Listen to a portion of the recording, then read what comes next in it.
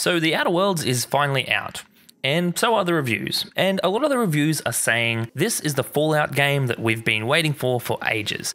And to a large extent, that's true. But it's not exactly what you might be thinking of when you think Bethesda's Fallout. There are a couple of big key differences, and in this video we're going to go through them.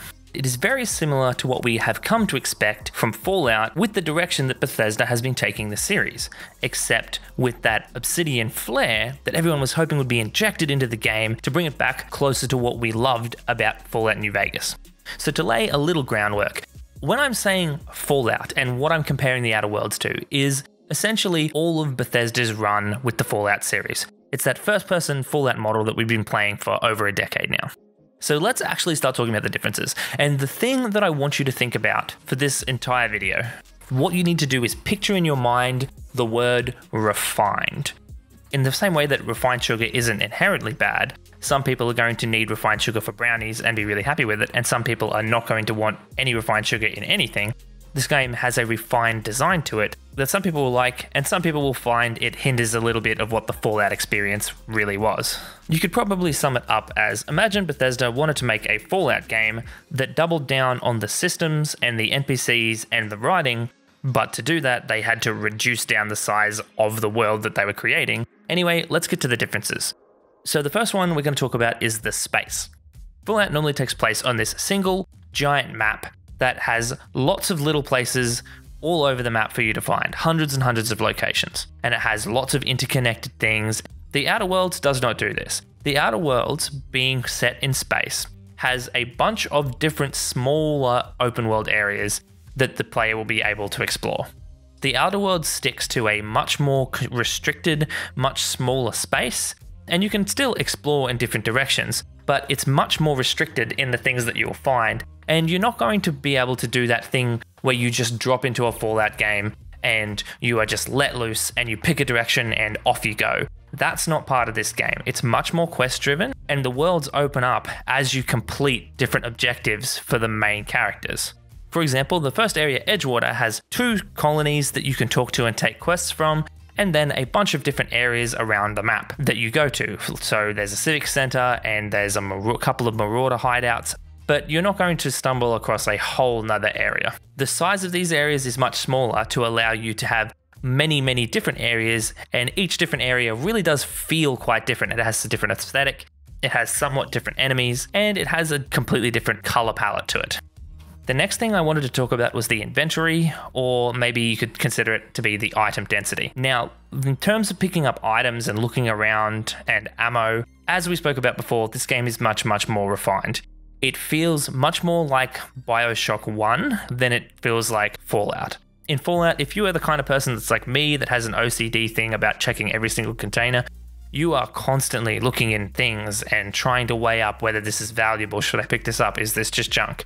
That's all gone in this game. Just about everything you pick up is going to be valuable to you in some way. There's an easy way to get rid of all of your junk, and you become over-encumbered a lot less than you do in Fallout. You can very much go through this game just pressing E on everything that you come across, because Obsidian has done a good job at refining down all of the items that are in the game and what they weigh and how valuable they are, so that you don't have to deal with that problem of being encumbered all of the time because you had to pick things up or because things were too valuable. What this does to gameplay is it means that everything flows a lot better. In Fallout, there's lots of situations where you will be looking through containers constantly, or you'll have to jump into your inventory and you'll have to work out what it is that you want to keep. In this, you don't have to do that. There are plenty of ways to get rid of items in your inventory, including scrapping them for parts that you can then use to repair other weapons. There's lots of places to sell them, or if there's something that you want to keep, you kind of have a stash almost from the start of the game that you can put your things into if you wanted to keep a certain item.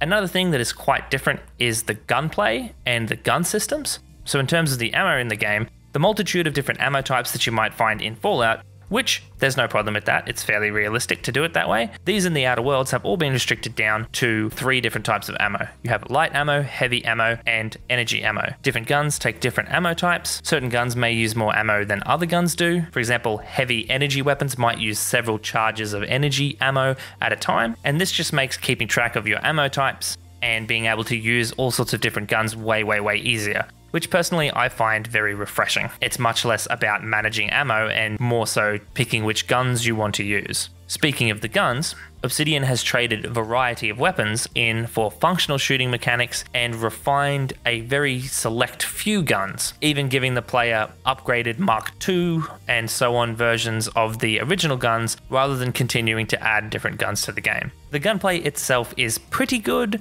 It's no Call of Duty or Battlefield, but it is very functional. The real interest is coming from which different type of gun that you have.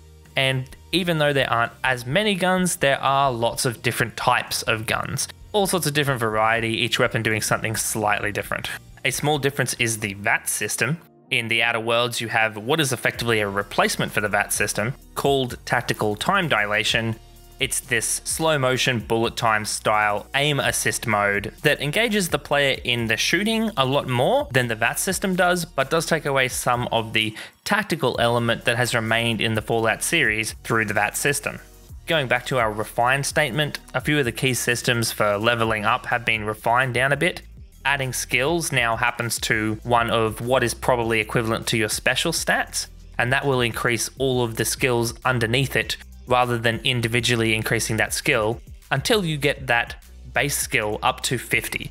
Once you get to 50, you need to individually allocate points to the individual skills underneath that equivalent special skill. And this means that you can get a general boost up to a certain level at the start of the game, but then if you really want to spec into something, for example, Persuade, it may be at the expense of a different skill. So maybe you want to put from 50 to 100 into Persuade, but forgo Intimidate. I'm going to be making my way through this game over the next couple of weeks, and I'll throw together a review once I've finished playing through one of the main storylines.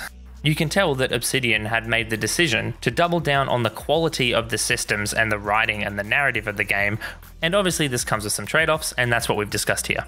Hit subscribe if you want to see more, or hit like if you want to help me share this video with other people. Thanks, and I'll see you in the next one.